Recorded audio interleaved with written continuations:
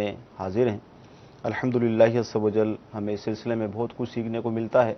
आज भी इंशाअल्लाह अज़्ज़ व जल मुख्तलिफ़ मसाइल पर गुफ्तगू होगी। आप शामिल सिलसिला रहेंगे तो मुख्तलिफ़ मौज़ूआत पर अहम मालूमात आपको हासिल होगी।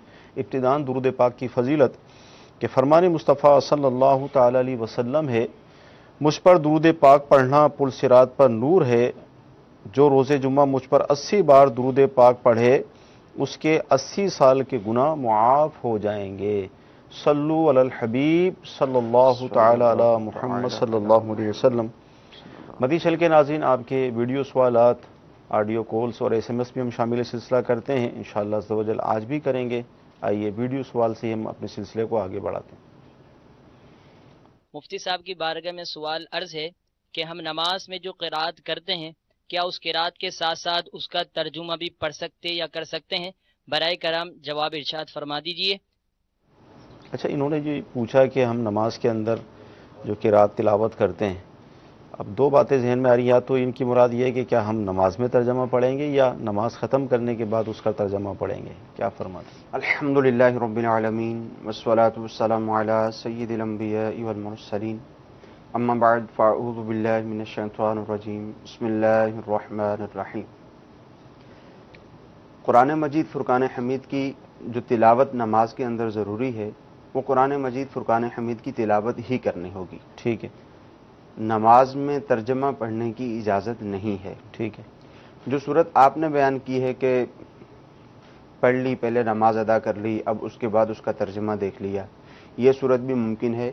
और जो बेहतर सूरत है वो ये है कि जब इंसान नमाज पढ़ने के लिए खड़ा हो, सही, सूरह फातिहा नमाज में पढ़ी जाती है, इसके अलावा जो दीगर दुआएं दुरूद नमाज में पढ़ा जाता है, सही, या इसके अलावा जो सूरतें खुद इसने मुतय्यन की हुई हैं, जैसे जो गैर हाफिज होता है उसने चंद सूरतें याद की हुई होती हैं, कभी कोई पढ़ ली कभी कोई पढ़ ली, तो उसके जो मानी हैं, उसका जो तर्जमा है वो इसके जहन में होना चाहिए। ठीक है। जैसा कि पिछले सिलसिले में भी हमने इस पे बात की थी कि वो तर्जमा हमारे जहन में होगा तो वसाविस दीगर ख़यालात वगैरह हमें नहीं आएंगे, और तर्जमा जब हमारे जहन में होगा तो नमाज के अंदर ज़्यादा तवज्जो भी होगी और ज़्यादा दिल भी लगेगा। सही।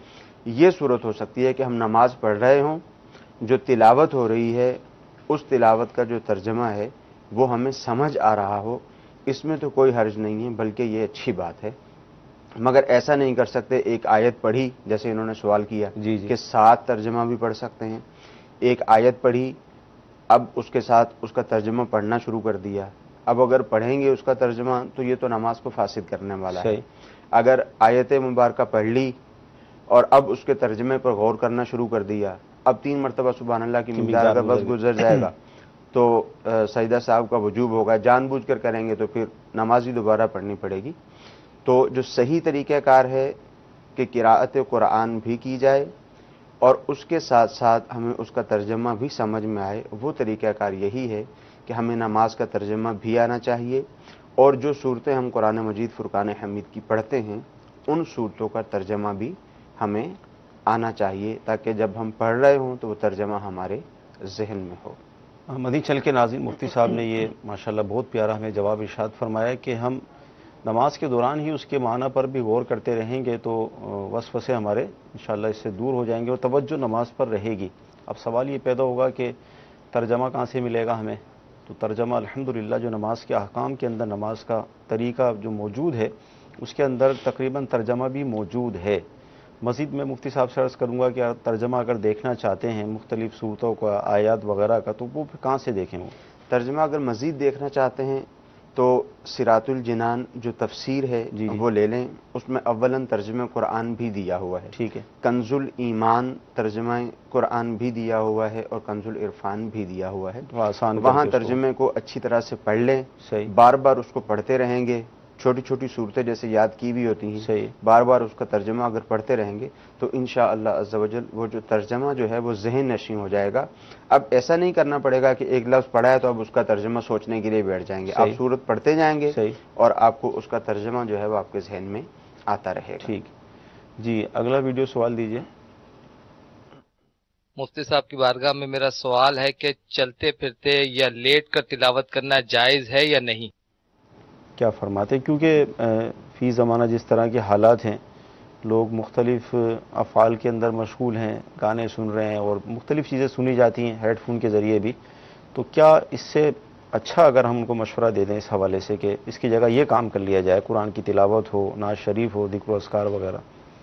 دیکھیے یہ بات اپنی جگہ پہ ہے کہ چلتے پھرتے قرآن مجید فرقان حمید سننا یا لیٹے ہوئے سننا یا پڑھنا، اولاً جو آداب ہیں ان کا خیال رکھتے ہوئے ہی قرآن مجید فرقان حمید کی تلاوت کرنی چاہیے جی، کہ باوضو قبلہ رو بیٹھ کر قرآن مجید فرقان حمید لے کر اس میں سے دیکھ کر تلاوت کرے، صحیح، ایسا ہونا تو ایسا ہی چاہیے، صحیح، ٹھیک ہے۔ پھر اس طرح بھی لوگ پڑھتے ہیں، پھر اس کے بعد لوگ یہ چاہتے ہیں کہ چلیں ٹھیک ہے اس طرح بھی ہم تلاوت قرآن مجید کر لیتے ہیں اور اس کے ساتھ ساتھ ہمیں قرآن مجید فرقان حمید سننا ہے، تو دیگر ہمارے جو کام کاج ہیں اس کام کاج کے ساتھ ساتھ ہم تلاوت قرآن مجید بھی سنتے رہیں، تو چلتے پھرتے اٹھتے بیٹھتے وضو اگر نہیں بھی ہے تو پھر بھی جیسے ہیڈ فون لگا لیا اور قرآن مجید فرقان حمید سن رہے ہیں تو شرعی طور پہ اس میں کوئی حرج نہیں ہے، جبکہ توجہ قرآن مجید فرقان حمید کی طرف ہو۔ صحیح۔ اب ایسا نہیں ہے کہ توجہ کسی اور طرف ہے اور قرآن مجید فرقان حمید کی تلاوت لگائی ہوئی ہے اور اس کی طرف قطعاً توجہ نہیں ہے، جیسے دکانوں پر بعض اوقات آپ نے دیکھا ہوگا کہ وہ صبح جاتے ہیں اور قرآن مجید فرقان حمید کی تلاوت لگا دیتے ہیں، صحیح، اور اب اپنے کام کاج میں مصروف ہوتے ہیں اور اس کی طرف توجہ نہیں ہوتی، تو ایسا ہرگز نہ کیا جائے، اس کی اجازت نہیں ہے۔ ٹھیک۔ باقی جہاں تک لیٹ کر قرآن مجید پڑھنے کا تعلق ہے تو لیٹ کر قرآن مجید پڑھ سکتے ہیں، اور اس میں احتیاط یہ کریں کہ اپنے پاؤں کو اچھی طرح سے سمیٹ لیں، پاؤں کو سمیٹ لیں اور پاؤں کو سمیٹ کر قرآن مجید فرقان حمید کی تلاوت کریں۔ مزید کالز کو ہم شامل سلسلہ کریں گے۔ محمد اویس ستاری سرگودا سے عرض کر رہا ہوں۔ مفتی صاحب یہ ارشاد فرما دیجئے کہ امام صاحب کے پیچھے اگر چند رکعات رہ جاتی ہیں تو اس کی تفصیل کیا ہے؟ مسبوق کے احکام جو ہیں وہ تھوڑا تفصیل سے، اسپیشلی مغرب کی نماز کے حوالے سے ارشاد فرما دیجئے کہ اگر پہلی رکعت رہی ہے وہ تو آسان ہے، دوسری رکعت 2 رکعتیں رہ جائیں تو کیسے ادا کرنی ہے نماز سلام کے بعد، 3 رہ جائیں تو کیسے ادا کرنی ہے؟ ظاہر اس کے اندر ہر رکعت کے اندر قاعدہ ہوگا، بیٹھنا پڑے گا، تو یہی کنفیوژن پیدا ہو جاتی ہے کہ اب اس کو کمپلیٹ کیسے کریں۔ جی، مغرب کی نماز میں اس طرح تھوڑا پریشانی میں مبتلا ہو جاتا ہے بندہ۔ دیکھیں اس کا ایک اصول ہے، صحیح، وہ میں آسان الفاظ میں بتاتا ہوں، اس کو اگر یاد رکھ لیا جائے تو انشاءاللہ عز و جل کسی بھی نماز میں کسی طرح کی پریشانی نہیں ہوگی۔ صحیح۔ ہم نماز پڑھنے کے لیے جاتے ہیں، 1 رکعت چھوٹ جائے، 2 چھوٹ جائیں، 3 چھوٹ جائیں، یا چاروں ہی رکعتیں ہماری چھوٹ جائیں، صحیح، یعنی تشہد میں ہم جا کر ملیں امام کے سلام پھیرنے سے پہلے، چاروں ہی صورتوں میں یہ بات ہمیشہ دھیان میں رکھنی ہے کہ جب ہم اپنی بقیہ نماز پڑھنے کے لیے کھڑے ہوں گے جی، تو قاعدہ کرنے کے اعتبار سے جو رکعات ہم پڑھ چکے ہیں ان کو شمار کریں گے، صحیح، اور قرات کے اعتبار سے ہم ان کو شمار نہیں کریں گے۔ یعنی 1 رکعت اگر ہم پڑھ چکے ہیں تو اب 1 رکعت پڑھنے کے بعد قاعدہ کریں گے، صحیح، جو رکعت پہلے پڑھی ہے اس کو ہم نے شمار کر لیا، صحیح، یہ دوسری رکعت تھی، دوسری رکعت پر قاعدہ کیا جاتا ہے۔ اور قرات کے اعتبار سے آپ نے 1 رکعت پڑھی ہے، 2 پڑھی ہیں یا 3 پڑھی ہیں، جب آپ اپنی پڑھنے کے لیے کھڑے ہوں گے تو آپ گویا یہ گمان کریں گے کہ میری یہ پہلی رکعت ہے۔ صحیح۔ تو یہ طریقہ کار اگر اختیار کریں گے تو چاہے کوئی بھی نماز ہو، چاہے مغرب کی نماز ہو، چاہے عشاء کی نماز ہو، فجر، ظہر یا عصر کی نماز ہو، سب میں ہی اس طریقہ کار کو اگر مد نظر رکھیں گے تو اس میں آسانی ہوگی۔ میں ایک دفعہ پھر دہرا دیتا ہوں کہ قاعدہ کے اعتبار سے جو رکعات پڑھ چکا ہے اس کو شمار کرے گا، صحیح، 1 پڑھ چکا ہے تو اب اپنی جب دوسری پڑھے گا تو یہاں قاعدہ کرے گا، ٹھیک ہے، 2 پڑھ چکا ہے تو اس کا مطلب ہے امام کے ساتھ یہ قاعدہ بھی کر چکا ہے، اب اگر اپنی تیسری پڑھے گا، مغرب کی نماز ہوگی تو یہاں پہ قاعدہ کرے گا، اس کے علاوہ ظہر یا عصر کی نماز ہوگی تو اب یہاں پر قاعدہ نہیں کرے گا کیونکہ یہ اس کی تیسری رکعت ہے، ٹھیک ہے۔ تو یہی اصول ہر جگہ پہ کار فرما ہوگا۔ اور جو قراءت کا مسئلہ ہے اس میں یہ صورت ہے کہ قراءت میں جب یہ اپنی نماز پڑھنے کے لیے کھڑا ہوگا تو یہ گمان کرے کہ میری یہ پہلی رکعت ہے، یعنی 2 رکعت امام کے ساتھ پڑھی، اب یہ 2 رکعت اپنی پڑھنے کے لیے کھڑا ہو رہا ہے تو گویا جو امام کے ساتھ پڑھی ہیں وہ بغیر قراءت والی 2 رکعتیں تھیں، یعنی سورہ فاتحہ پڑھی اس کے بعد سورت نہ ملائی، اور اب اپنی جب 2 رکعتیں پڑھنے کے لیے کھڑا ہوگا، پہلی رکعت میں سورہ فاتحہ پڑھے گا اور پھر سورت ملائے گا، اور پھر دوسری رکعت میں بھی سورہ فاتحہ پڑھے گا اور اس کے بعد جو ہے وہ سورت ملائے گا، کیونکہ قراءت کے اعتبار سے یہ ان کو اپنی اولین رکعات شمار کرے گا۔ بہت پیارا مفتی صاحب نے ہمیں حل بتا دیا، ایک فارمولہ ہم کہہ سکتے ہیں وہ ہمیں مل گیا کہ قاعدہ یعنی جو ہم التحیات پڑھتے ہیں جس میں بیٹھ کر، اس لحاظ سے ہم پچھلی رکعت کو جو ہم نے امام صاحب کے ساتھ پڑھی تھی اس کو ہم شمار کریں گے، اور تلاوت کے لحاظ سے جو قراءت کی جاتی ہے اس لحاظ سے ہم اپنی اس رکعت کو پہلا یعنی اس میں پھر ہم گنتی کریں گے، یعنی پہلی رکعت پڑھ لی، دوسری پڑھی تو یوں 2 رکعتیں آپ کی ہو جائیں گی، تو پھر اس کے بعد والی اگر رکعتیں ہیں تو اس میں پھر قرات آپ آپشن ہوگا آپ کے پاس، ورنہ یوں آپ کی جو 2 رکعتیں ہوتی ہیں اس میں قرات آپ کی ہو گئی۔ جی مزید جی مغرب کی نماز کے اعتبار سے انہوں نے کہا تھا کہ بالخصوص بتا دیں۔ جی جی تو مغرب کی نماز میں اگر کسی کی 1 رکعت چھوٹ گئی ہے، جی جی 2 رکعت اس نے امام کے ساتھ پڑھی، تو اب جب اپنی 1 رکعت پڑھے گا تو ظاہر ہے اس میں سورہ فاتحہ پڑھے گا، سورت ملائے گا اور قاعدہ کرے گا اور سلام پھیر دے گا، صحیح، جبکہ اس کی 1 رکعت نکلی ہے۔ پھر اگر اس کی 2 رکعتیں نکل چکی ہیں، جی ایک امام کے ساتھ پڑھی ہے، صحیح، تو اب جب یہ نماز پڑھنے کے لیے کھڑا ہوگا سورہ فاتحہ پڑھے گا، سورت ملائے گا، اب یہ قاعدہ کرے گا کیونکہ اب یہ اس کی دوسری رکعت ہے۔ قاعدہ کرنے کے بعد کھڑا ہوگا اور اب جو رکعت پڑھے گا اس میں سورہ فاتحہ بھی پڑھے گا، اس میں سورت بھی ملائے گا اور اب جو ہے وہ اپنی نماز کو کمپلیٹ کرے گا۔ اگر اس کی تینوں ہی رکعتیں نکل گئی، صحیح، کہ تشہد میں امام کے سلام پھیرنے سے پہلے ملا، تو اب کھڑا ہو کر پہلی جو 2 رکعتیں ہیں ان میں قرات کرے گا، صحیح، اور اس کے بعد جو ہے وہ قاعدہ کرے گا اور پھر تیسری رکعت معمول کے مطابق پڑھ کر سلام پھیر دے گا۔ ٹھیک، جی اگلی کال دیجیے۔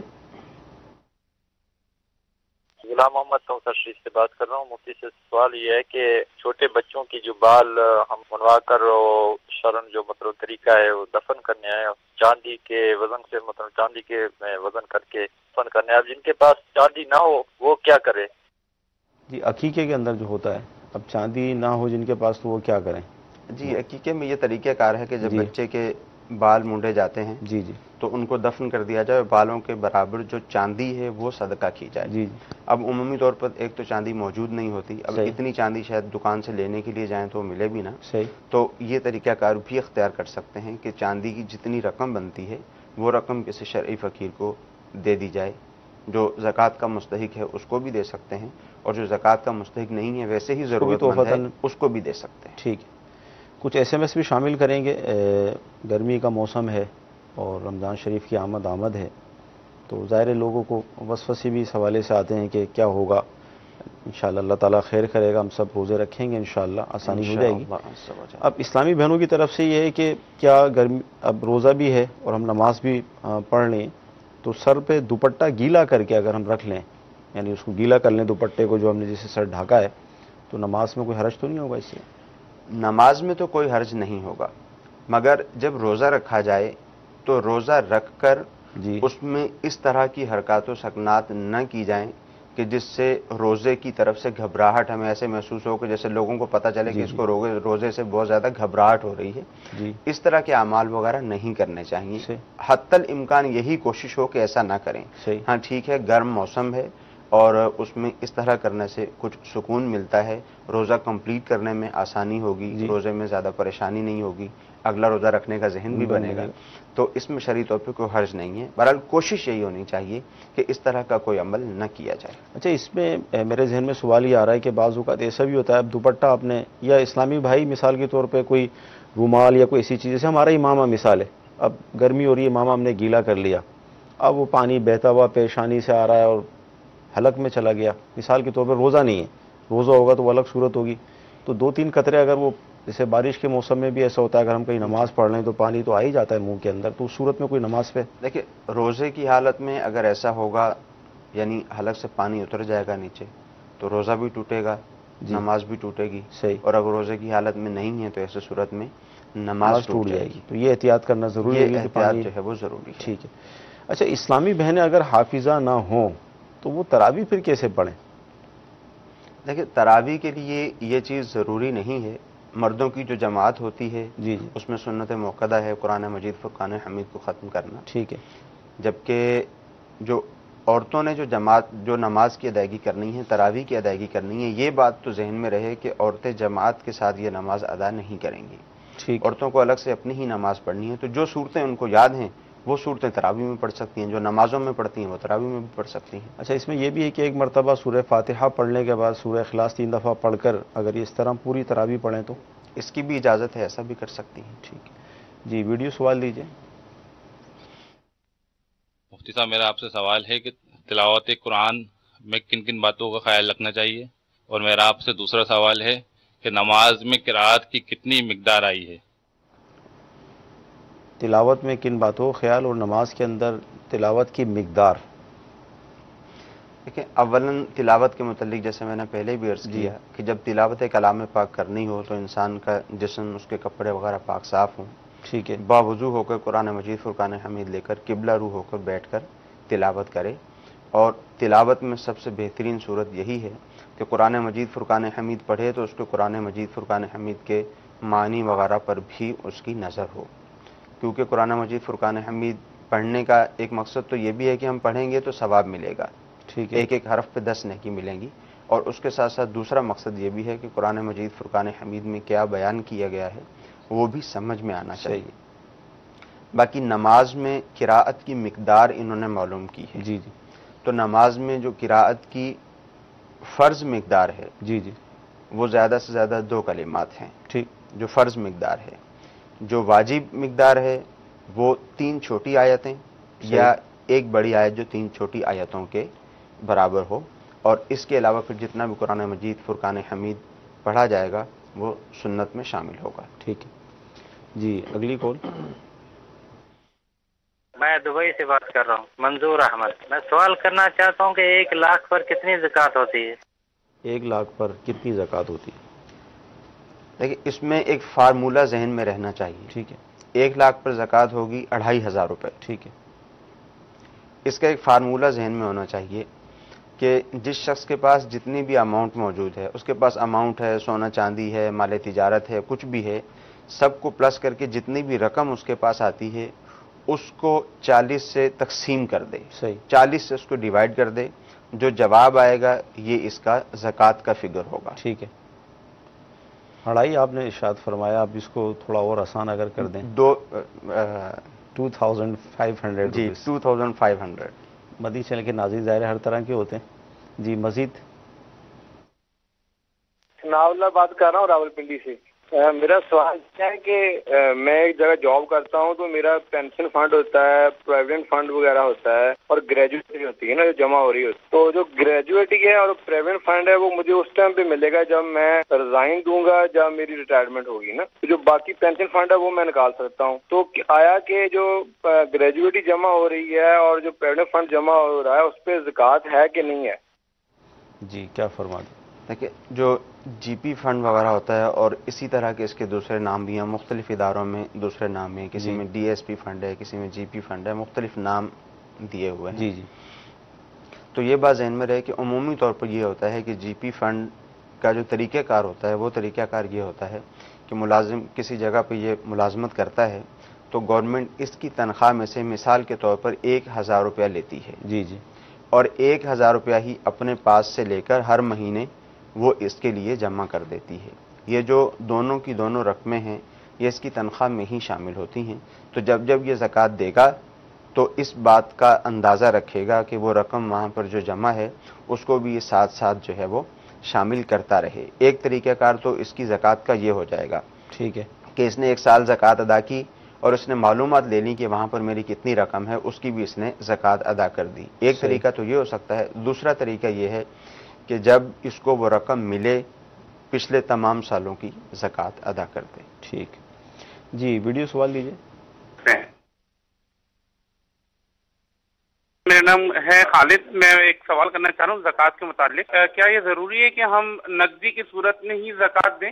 کم از کم مطلب وہ زکوٰۃ کا مستحق ہے یا نہیں ہے؟ اور کیا اس کو صرف نقدی میں جو ہے وہ دیا جا سکتا ہے یا اس کو کچھ چیزیں خرید کے کپڑے یا راشن وغیرہ بھی زکوٰۃ کے اس میں دیے جا سکتے ہیں؟ ہاں مطلب زکوٰۃ اگر کسی کو دینی ہے، وہ حاجت مند ہے تو جو اس کی ضرورت ہے وہی دے دیں یا پیسے دے دیں اس کو رقم؟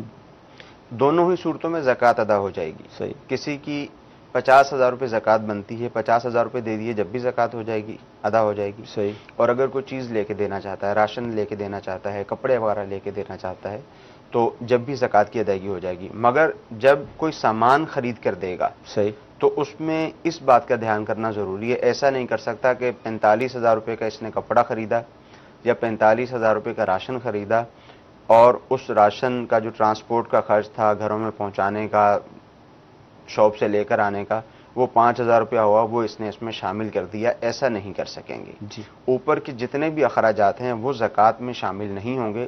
ان کی جو بھی چیز یہ زکوٰۃ میں دینا چاہیں گے اس کی جو کرنٹ ویلیو ہے اس کے مطابق زکوٰۃ کی ادائیگی ہوگی. اوپر کے جتنے بھی اخراجات اس کے اوپر ہوئے ہیں، لانے میں، لے جانے میں، پہنچانے میں، وہ اخراجات اس میں شامل نہیں کر سکیں گے. ٹھیک ہے جی. ویڈیو سوال دیجیے.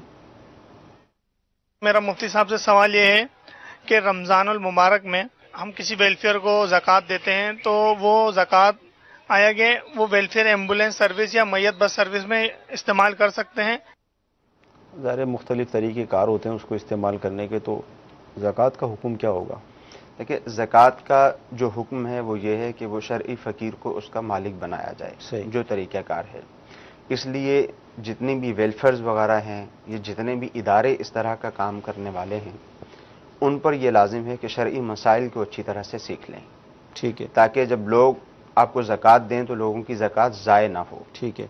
کیونکہ عمومی طور پر ایسا ہوتا ہے، جب علماء سے یہ سوال کیا گیا کہ کسی کے کفن دفن کے لیے زکوٰۃ کی رقم لگ سکتی ہے یا نہیں لگ سکتی، تو اس کا یہی جواب دیا گیا کہ ڈائریکٹ کفن دفن کے لیے تو نہیں لگ سکتی، کسی شرعی فقیر کو دی جائے، وہ شرعی فقیر ان کاموں میں خرچ کر دے. زکوٰۃ دینے والے کو زکوٰۃ کی ادائیگی کا ثواب ملے گا، اور شرعی فقیر نے ان کاموں میں مالک ہونے کے بعد خرچ کر دی تو اس کو اس کا ثواب ملے گا. صحیح.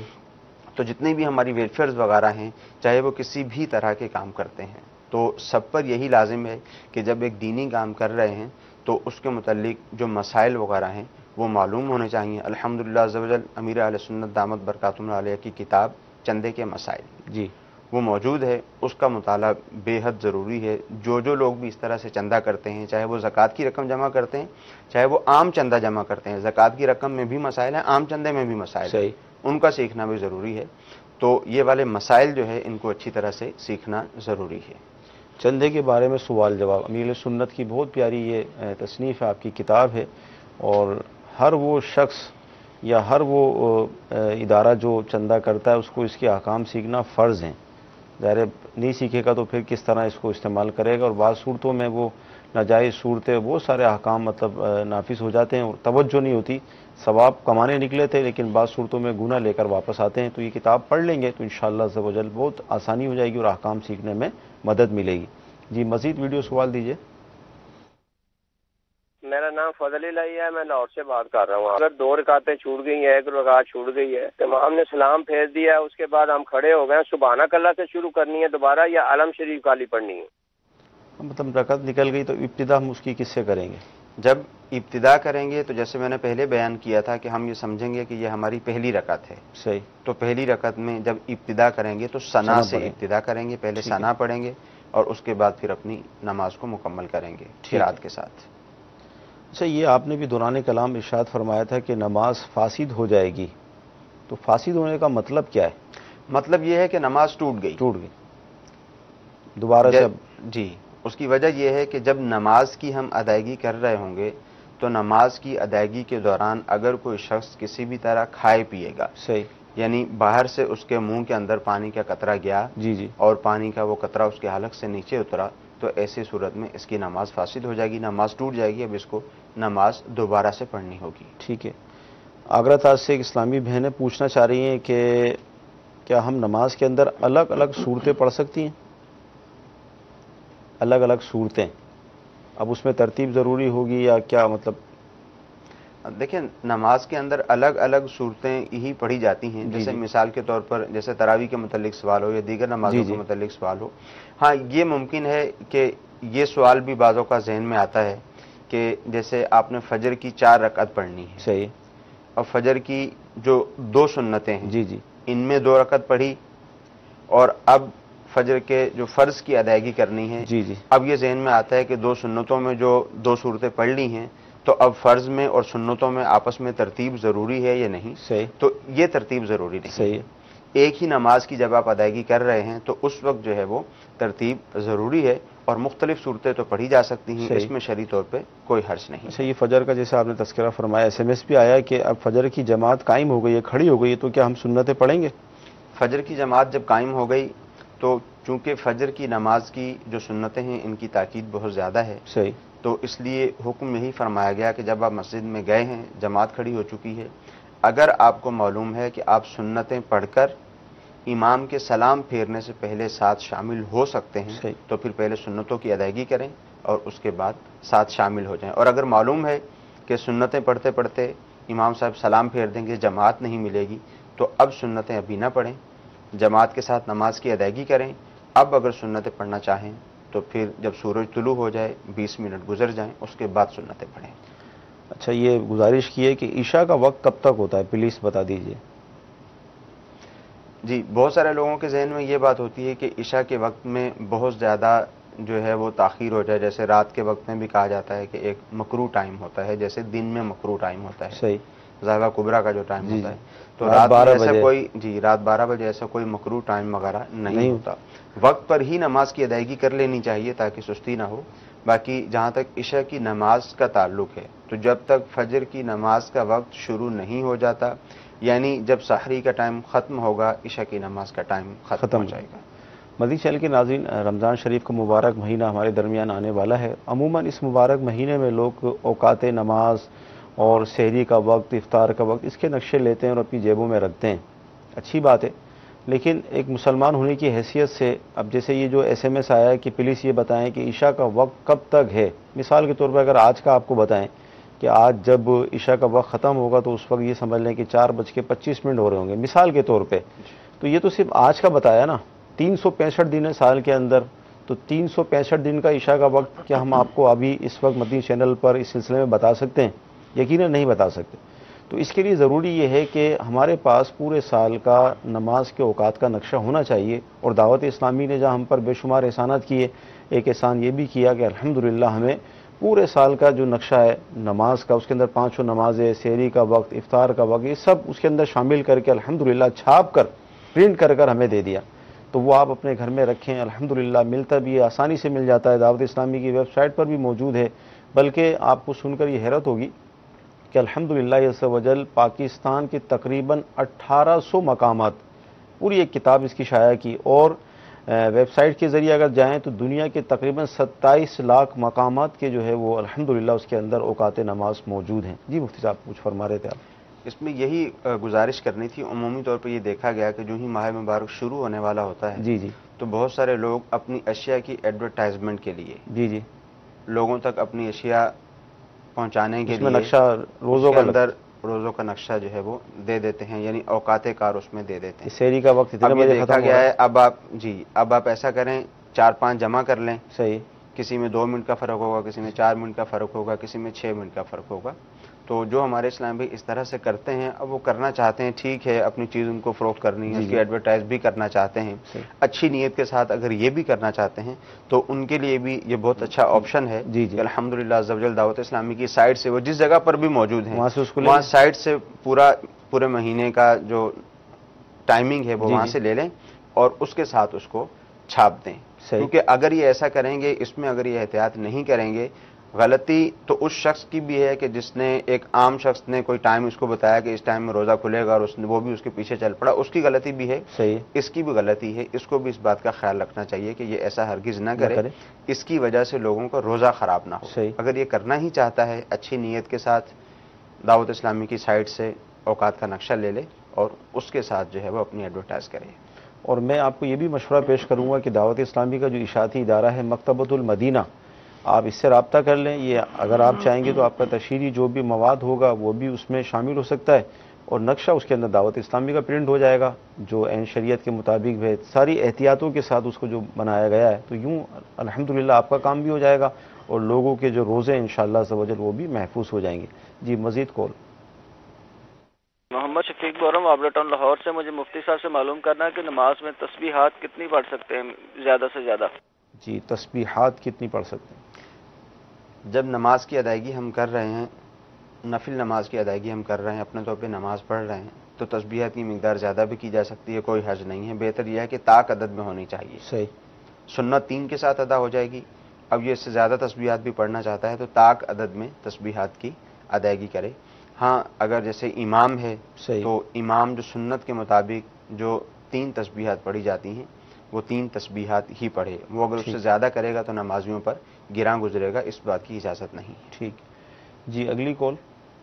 میرا مفتی صاحب کے بارگاہ میں سوال ہے کہ کیا اگر 4 رکعت نماز فرض کوئی پڑھ رہا ہے اور 2 رکعت پہ اتحیات پڑھنے کے بعد درود شریف پڑھ لیتا ہے تو کیا اس کو سجدہ سہو کرنا چاہیے؟ جی، اس صورت میں اس پہ سجدہ سہو لازم ہوگا، یعنی اس نے درود پاک اللہم صلی علی محمد تک پڑھ لیا تو سجدہ صاحب اس پہ لازم ہو جائے گا۔ سجدہ صاحب کا لازم ہونا اس وجہ سے نہیں ہے کہ اس نے درود پاک پڑھا ہے، سجدہ صاحب کا لازم ہو جانا اس وجہ سے ہے کہ اس نے قیام کرنا تھا، اس میں تاخیر ہوئی، صحیح، تو تاخیر کی وجہ سے اس پہ سجدہ صاحب لازم ہوگا۔ ٹھیک جی، اگلی کال۔ سوال یہ پوچھنا ہے کہ عمرہ کرنے کے بعد حج ضروری ہے؟ عمرہ کرنے کے بعد حج ضروری ہے؟ یہ لوگوں میں ایک بات معروف ہے، مشہور ہے کہ جس نے عمرہ کر لیا ہے اب اس کے اوپر حج فرض ہو جائے گا، حج ادا کرنا اس کے لیے ضروری ہے، اس کے پاس پیسے ہوں یا نہ ہوں، وہ ادھار لے یا کسی بھی طرح سے کرے، اب اس پہ حج لازم ہو جائے گا۔ یہ لوگوں میں غلط بات مشہور ہے۔ صحیح، عمرہ اگر کسی نے کر لیا ہے اور اب ساری زندگی اس کے پاس فرض حج کی استطاعت اس کو حاصل ہی نہیں ہوئی تو ظاہر ہے اس پہ حج فرض نہیں ہوگا۔ حج فرض اسی صورت میں ہوگا جب اس کو حج فرض کی استطاعت حاصل ہو، ایسا نہیں کہ فقط عمرہ کر لیا تو اب اس پہ حج بھی لازم ہو جائے گا۔ ٹھیک جی، اگلی کال۔ سوال یہ ہے کہ میت کو جو غسل دینے والے حضرات ہوتے ہیں، جتنے بھی ہوتے ہیں، 2 ہوتے ہیں یا 3 ہوتے ہیں یا 1 ہوتا ہے بندہ، وہ نماز جنازہ میں جب شرکت کرتے ہیں تو وہ غسل کر کے شرکت کریں یا وہ کپڑے چینج کر کے یا ویسے ہی وہ ان کپڑوں کے ساتھ ہی نہا کے غسل کر کے وضو کر کے شریک ہو سکتے ہیں؟ جی، کیا فرما؟ یہاں پر ہمارے ہاں عوام میں جو مسئلہ مشہور ہے وہ یہ سمجھتے ہیں کہ جس نے میت کو غسل دیا ہے اس پہ غسل لازم ہو جائے گا، جب تک یہ غسل نہیں کرے گا یہ پاک نہیں ہوگا۔ یہ غلط مسئلہ مشہور ہے۔ ہاں، یہ بہتر ہے، مستحب ہے کہ میت کو نہلانے کے بعد غسل کر لیا جائے، یہ مستحب ہے، مگر یہ ہے کہ کوئی فرض یا واجب نہیں ہو جاتا۔ ٹھیک، اچھا حضور ارشاد فرمائے، ایسے میں سے آیا کہ میرا بیٹا جو ہے اس کی عمر 14 سال ہے لیکن وہ معذور ہے، نماز نہیں پڑھ سکتا، ہم خود ہی اس کو کھانا کھلاتے ہیں، تو کیا اب اس کے روزے کا کیا حکم ہوگا؟ 14 سال عمر ہے جی، دیکھیے اگر تو وہ بالغ ہو چکا ہے ٹھیک، تو اس پر جیسے دیگر مسلمانوں پر روزہ فرض ہے اس پہ بھی روزہ فرض ہوگا، روزے کی ادائیگی اس کو کرنی پڑے گی، روزہ رکھنا ہوگا۔ صحیح۔ باقی اس کے علاوہ کوئی اور پرابلمز ہیں، کوئی اور مسئلے مسائل ہیں تو وہ دارالافتاء میں رابطہ کر کے اس کے متعلق معلوم کر لیں۔ اور ابھی جو میں نے مسئلہ بتایا جی اس غسل کے حوالے سے، جی یعنی جنہوں نے میت کو غسل دیا تو مستحب ہے، تو اب مستحب یہ ہے، تو میرے خیال میں یہاں پر یہ ہے کہ مستحب یہ ہے کہ یہ وضو کر لیں، وضو کرنا مستحب ہے میت کو غسل دینے کے بعد۔ ٹھیک ہے، رمضان شریف کا مبارک مہینہ ہے، روزہ رکھا، افطار کیا، اب عشاء کی نماز میں آ رہی ہے نیند، تو اب تراویح بھی مطلب کیا کریں، تراویح کا کیا کریں، نیند آ رہی ہے، ایسے میں سر دیکھیں نیند تو خود ہی آئے گی کہ جب روزہ ہم نے افطار کیا ہے اور روزہ افطار کرنے میں سارا دن جو بھوکے رہے تھے اس کی ایک دم بیٹھتے ہی اس کی سارے کی کسر نکال دی ہے، تو اس طرح کی جب کیفیت ہم کریں گے تو پھر ظاہر ہے اس میں نیند آئے گی۔ یعنی ساری میں اس وجہ سے زیادہ کھاتے ہیں کہ سارا دن بھوکا رہنا ہے، اور پھر افطاری میں اس وجہ سے زیادہ کھاتے ہیں کہ سارا دن کچھ نہیں کھایا تھا، سارا دن کچھ نہیں کھایا تھا، تو اس میں بہت ہی زیادہ احتیاط کی ضرورت ہے۔ ایک تو صحت کے حوالے سے بھی احتیاط کی ضرورت ہے کہ جس انداز سے افطاری میں کھانا کھایا جاتا ہے پھر کہتے ہیں کہ روزہ رکھا تھا بیمار ہو گئے، جی حالانکہ احادیث طیبہ کا مفہوم ہے کہ روزہ رکھو تم صحت مند ہو جاؤ گے، جی تو روزہ رکھنے سے صحت حاصل ہوتی ہے، وہ جو بیماری ہوئی ہے وہ الٹا سیدھا کھانے کی وجہ سے ہوئی ہے، بے ترتیب کھانے کی وجہ سے ہوئی ہے، جس طرح سے کھانا چاہیے تھا ویسے نہیں کھایا۔ تو جب روزہ کھولتے ہیں تو احتیاط کے ساتھ روزہ کھولا جائے، جو سنت طریقہ کار ہے اس کے مطابق روزہ کھولا جائے تاکہ اچھے طریقے سے مغرب کی نماز ادا کی جا سکے، پھر مغرب کے بعد بھی نارمل سا کھانا کھایا جائے تاکہ فرض نماز بھی ادا ہو سکے اور تراویح بھی پڑھی جا سکے۔ مدنی چینل کے ناظرین، بہت پیاری بات مفتی صاحب نے ارشاد فرمائی کہ ہمارے کھانے پینے کے جو معاملات ہیں عام دنوں میں، یعنی رمضان کے علاوہ 3 وقت کا ہمارے یہاں کھانا مشہور ہے، صبح کا ناشتہ، پھر دوپہر کا، پھر رات کا، لیکن رمضان شریف میں شاید 5 مرتبہ کھایا جاتا ہے، کیونکہ جیسے افطار کرتے ہیں تو افطار بھی وہ کھانا ہی ہوتا ہے جس کو ہم افطار کہتے ہیں، لیکن کتنے لوازمات دسترخوان پر موجود ہوتے ہیں، اور ظاہر پھر نماز میں تھوڑا وقت بھی مل جاتا ہے، تو پھر مغرب کے بعد، پھر تراویح کے بعد، پھر سحری سے پہلے، پھر سحری، تو یوں 5 وقت ہو جاتے ہیں کھانے کے، وہ اس کی وجہ سے پھر صحت ہو جاتی ہے خراب. تو اس لیے کھانے پینے میں احتیاط کی جائے. فرض روزے ہیں اور یہ روزے اس لیے فرض کیے گئے تاکہ تمہیں تقوی و پرہیزگاری ملے. قرآن کی آیت کا یہ مفہوم ہے. تو لہذا کوشش کر کے یعنی احتیاط کی جائے تاکہ ہماری تراویح، نمازیں، قرآن کی تلاوت اور روزہ ڈسٹرب نہ ہو. کھانے کے تو 11 مہینے بعد میں بھی مل جائیں گے، لیکن طبیعت خراب ہو گئی، ایسی صورت ہو گئی کہ روزے میں مسئلہ ہو گیا تو یہ دوبارہ ملے نہ ملے اس کی کوئی گارنٹی نہیں. جی مزید کال لیں گے ہم. مچھر کو مارتے ہوئے ہاتھ لگ جاتا ہے، مچھر تو کپڑوں پہ ان کا خون لگ جاتا ہے، کوئی مچھر مر جائے تو اس میں نماز ہو جائے گی کہ نہیں، یا اس کو دھونا واجب ہے؟ مچھر کے خون کپڑے پر لگا ہوا. جزاک اللہ خیر. مچھر کا خون ہوتا ہے، مچھر میں بہتا ہوا خون نہیں ہوتا. جی تو اگر مچھر کا خون لگ جائے گا تو یہ ناپاکی نہیں کہلائے گی. ٹھیک، نماز کی ادائیگی کر سکتا ہے، مگر بہتر یہی ہے کہ اس کو دھو لیا جائے. ٹھیک. جی اگلی کال. موزوں پہ جو اپنے یہ کرتے ہیں نا مساح، تو کون کون سے چمڑے کے بھی ہوتے ہیں یا کپڑے کے کر سکتے ہیں؟ ایسا میں نے سوال کرنا ہے. جی جی موضوع پہ مسح، موزوں پر جو مسح کیا جاتا ہے تو اس کا جو تلوا ہے جی وہ چمڑے کا ہو، اوپر سے کسی سخت چیز کا ہو یا پورا ہی چمڑے کا ہو. جی جی تو اس طرح کا موزہ ہونا چاہیے. ہمارے ہاں عمومی طور پر جو اون کے موزے ہوتے ہیں جی ان پر مسح نہیں کیا جا سکتا. صحیح. اون کے موزوں پر مسح نہیں کر سکتے. جو چمڑے کے موزے ہمارے ہاں ملتے ہیں، بعض تو آپ نے دیکھا ہوگا کہ پورے ہی چمڑے کے ہوتے ہیں، بعض نیچے کا حصہ چمڑے کا ہوتا ہے اور اوپر کا حصہ کسی دوسری ایسی چیز کا ہوتا ہے کہ جس کے اندر جو ہے وہ پانی سرایت نہیں کرتا. جب مسح وغیرہ کرتے ہیں تو پانی اس میں سرایت نہیں کرتا. تو اس طرح کا موزہ ہوگا تو اس پر مسح کر سکیں گے. ٹھیک. جی اگلی کال. صاحب سے میرا سوال ہے کہ نماز کے بعد نمازی آپس میں مصافحہ کرتے ہیں، اس کی کیا شرعی حیثیت ہے؟ جی کیا فرماتے ہیں نماز کے بعد؟ اس کی شرعی حیثیت یہ ہے کہ یہ جائز ہے. صحیح. مسلمان آپس میں مصافحہ کریں. جب نماز کی ادائیگی کے لیے آتے ہیں تو نماز کی ادائیگی کے دیگر مقاصد کے ساتھ ساتھ ایک مقصد یہ بھی ہوتا ہے کہ مسلمان آپس میں ملاقات کریں، آپس میں ایک دوسرے سے حال آپس میں شیئر کریں. اچھا، جو کوئی تکلیف میں ہوگا وہ اپنی تکلیف بتائے گا، اس کی تکلیف حل کی جائے گی. تو نماز کے بعد مصافحہ کرنے میں شرعی طور پہ کوئی حرج نہیں ہے. جی مزید کال. ظفر بنیادی بول رہا ہوں کہ جو لوگ تو جن کی تدفین ہو جاتی ہے وہ تو قبر میں چلے جاتے ہیں، اور جو لوگ حادثات میں فوت ہو جاتے ہیں، پانی میں ڈوب جاتے ہیں یا جو آگ میں جل جاتے ہیں، جن کو قبر نصیب نہیں ہوتی، ان کے بارے میں کیا ہے؟ ان کے ظاہر ان کی تو قبر کا کنسیپٹ ہی نہیں ہوگا.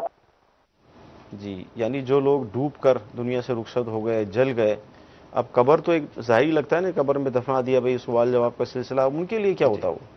دیکھیں انہوں نے ایک جملہ یہ کہا ہے سوال میں کہ ان کو قبر نصیب نہیں ہوتی.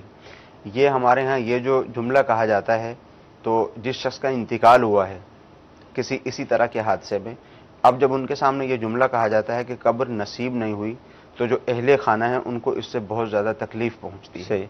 تو اس طرح کے جملے وغیرہ استعمال نہیں کرنے چاہیے. ہاں کسی کا قبر نصیب نہیں ہوئی تو ہو سکتا ہے کہ اس کو قبر نصیب نہیں ہوئی، جس کو قبر نصیب ہوئی ہے اس سے یہ جو ہے وہ برزخ کے معاملات اس کے ساتھ زیادہ اچھے ہوں. باقی جہاں تک سوال جواب کا سلسلہ ہے تو وہ اللہ تعالیٰ کی قدرت ہے کہ اللہ تعالیٰ نے ایک نظام بنایا ہوا ہے. اگر وہ قبر میں گیا ہے جب بھی اس سے سوال جواب ہوں گے، اگر اس کو کسی درندے نے کھا لیا ہے جب بھی سوال جواب ہوں گے، پانی میں ڈوب گیا ہے جب بھی سوال جواب ہوں گے، ہر صورت میں سوال جواب ہوں گے. وہ اللہ تعالیٰ کا ایک نظام ہے اور اللہ تعالیٰ ہر چیز پر قادر ہے. مدنی چینل کے ناظرین، آج جمعرات ہے اور جمعرات کو مغرب کی نماز کے بعد دعوت اسلامی کے اجتماعات شروع ہو جاتے ہیں. آپ جہاں بھی ہوں کوشش کر ان اجتماعات میں شرکت کیجیے. اگر آپ کسی ایسے مقام پر ہیں کہ وہاں اجتماع کا آپ کے علم میں نہیں ہے تو مدنی چینل پر بھی براہ راست یہ سلسلہ دکھایا جاتا ہے. اجتماع میں شرکت کریں گے تو انشاءاللہ مزید علم دین ملے گا، ذوق ملے گا، شوق ملے گا، عبادت پر استقامت نصیب ہوگی. اللہ کی بارگاہ میں دعا کرتے ہیں کہ اللہ تعالیٰ آج کا ہمارا سلسلہ اپنی بارگاہ میں قبول فرمائے، جو سنا ہے جو سیکھا ہے اس پر عمل کرنے کی توفیق عطا فرمائے. آمین. صلو علی الحبیب صلی اللہ تعالی علی محمد. کیسے زندگی آؤ علماء سے پوچھ لے، آئے جو مشکل پیش کوئی، آؤ علماء سے پوچھ لے.